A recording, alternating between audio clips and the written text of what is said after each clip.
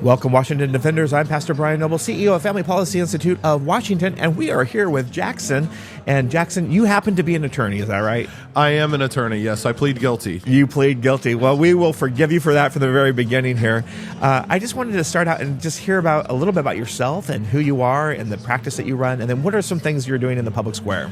Sure. I've been an attorney for about 23 years. I love the practice of law. I just, from the beginning, have always enjoyed it. I find it to not just be a terrific intellectual challenge, but also a wonderful way to help people with real problems. Yeah. And there's a saying that and you're a pastor, you can probably appreciate this, that the law is a secular priesthood, that you kind of say these magic words and you can make things happen. And I think there's some truth to that. The clergy and the legal profession were very closely related early on. And as you know or may not know, I was CEO of Peacemaker Ministries, so we did formal mediation, arbitrations.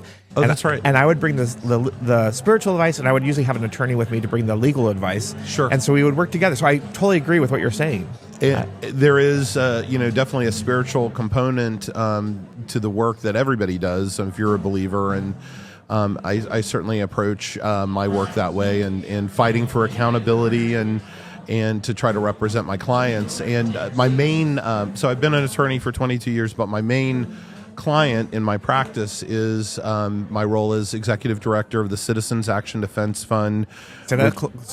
Sure, Citizen Action Defense Fund. All right, there you go. My coffee was a little too... No, that's good. That's good. And so it's an organization that is really a champion for accountability and hope here in Washington State. We like to litigate against government agencies. We sue the legislature if they pass unconstitutional bills, and we sue the executive if they do unconstitutional things.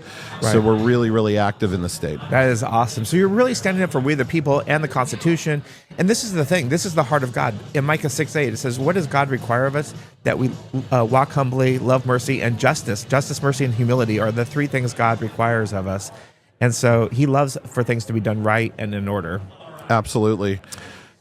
And it's amazing to me the number of times, too, working here, just doing the work that we've done, where the government acts like the rules don't apply to them, that they want to hold the people to a certain standard, but when you try to apply the Constitution or the law to them, they really, a lot of times feel like they're above the law, and that's just not the way the system's supposed to work. The government answers to the people, and so to the extent that my organization can help hold them accountable by making sure that they follow the Constitution and the rules, that's what we want to do. So what I'm hearing is the left seems to have the ability to mobilize the attorneys, mobilize these units very quickly. I'm hearing from you and a couple other organizations that you guys are all taking a stand to say, you know what, the right needs that as well, at least to have some conservative. And I don't even know if it's right or left, or if it's just like Constitution, non-Constitution. How would you define that? I definitely think that there is a different perspective that the left and the progressive folks have with regard to the role of judges, especially. I think a lot of times their policies that they want to push are not necessarily popular, in part because people have to live in it. If you've got a soft on crime approach, folks have to live with that in their communities, and they're scared when they go to Costco that they're in the parking lot that something's going to happen to them, and or they're worried about their neighbors, and they have to live with those policies. And so I think a lot of times they have sort of an ends justifies the means in terms of, well, if the judge reaches the right decision, even if he's not following or the government's not following all of the courtesies they're supposed to do or the rules they're supposed to do, that the process doesn't matter as long as the end justifies the progressive goal that we've got. And that is, quote, justice. And I think a conservative approach is the reverse, that you need to be sure that you're following the process and you're following the Constitution and the rules, and that the judge's role is not to serve some ideological end, but to make sure that the law as passed by the legislature or as passed by the people in initiative is implemented and just call balls and strikes. Yeah, that's good. Now you have some cases that you're working on.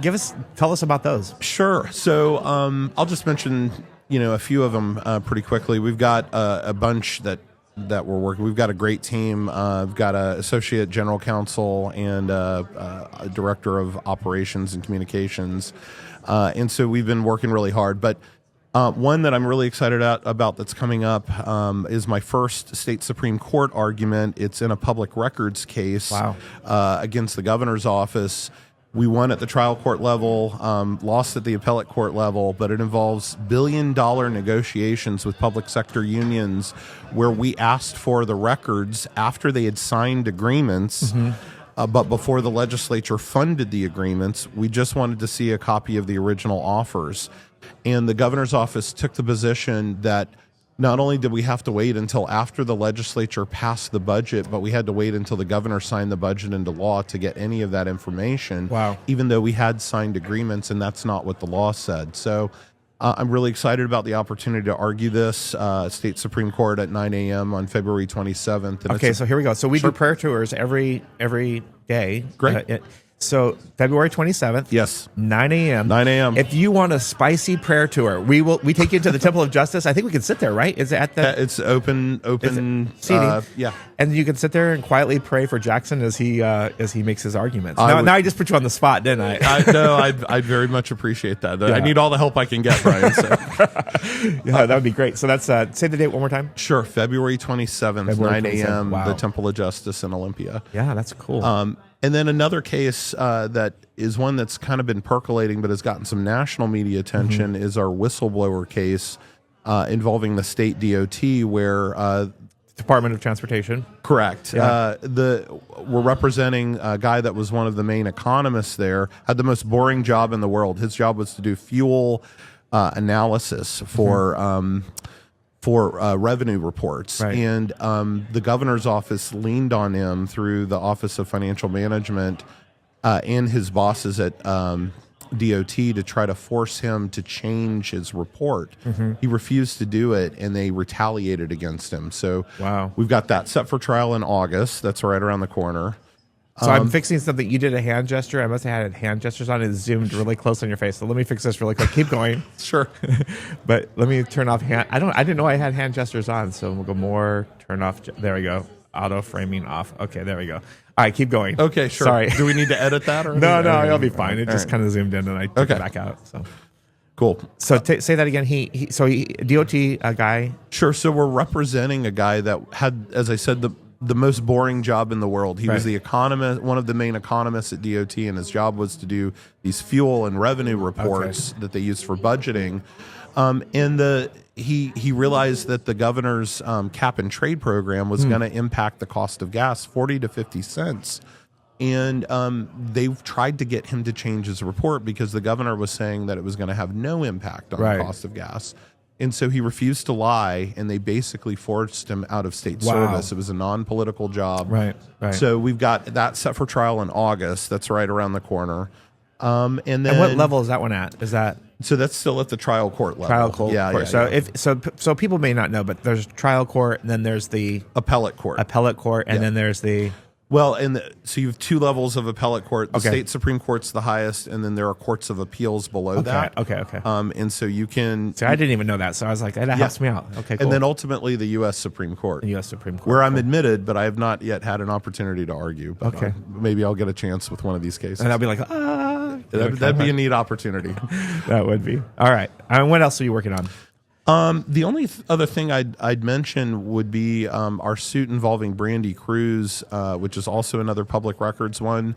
And actually, there is one other one I did want to mention, but so that one is percolating through the system, and she had asked for some records, and they delayed. What we know that they had the records within just a few days, and they sat on them for 5 months and delayed them until after the general election, where the council member was.